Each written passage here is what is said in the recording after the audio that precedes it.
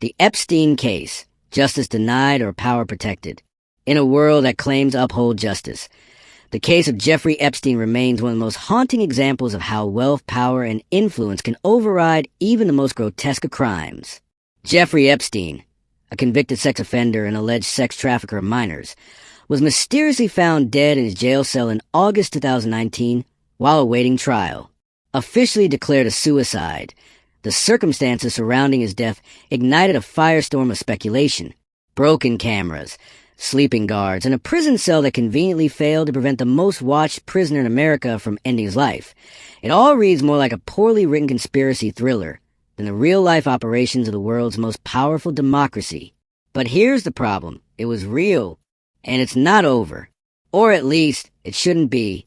The Epstein case involved countless young victims, many of whom were allegedly trafficked to the highest levels of political, financial, and celebrity elites.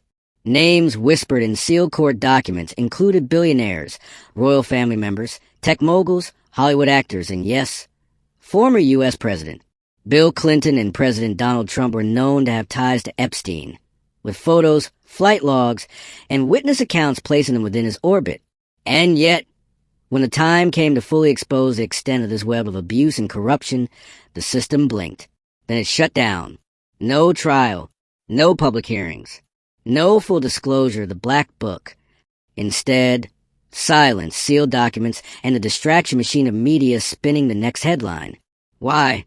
Could it be because someone like Donald Trump, a man who rose to the presidency despite dozens of allegations of sexual misconduct, had more to lose than just reputation?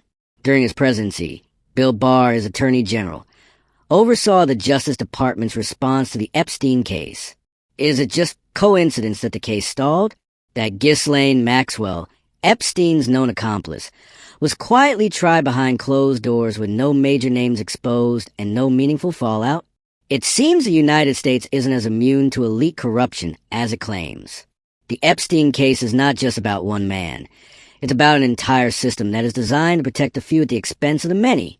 A system where the rich can erase their crimes, and the victims are told to move on because the man responsible is dead. But what about those still alive? Where's the full list of names? Where's the accountability? Where is justice? America loves to preach about democracy, freedom, and the rule of law. But when the powerful are involved, it seems the rules bend or vanish entirely. The Epstein case is not over because the truth was never told. It was buried. And until the victims see true justice and the full network of abuse is revealed, the shame will remain, not just on those who participated, but on the system that let it happen. Because in the end, the biggest joke isn't on the perpetrators.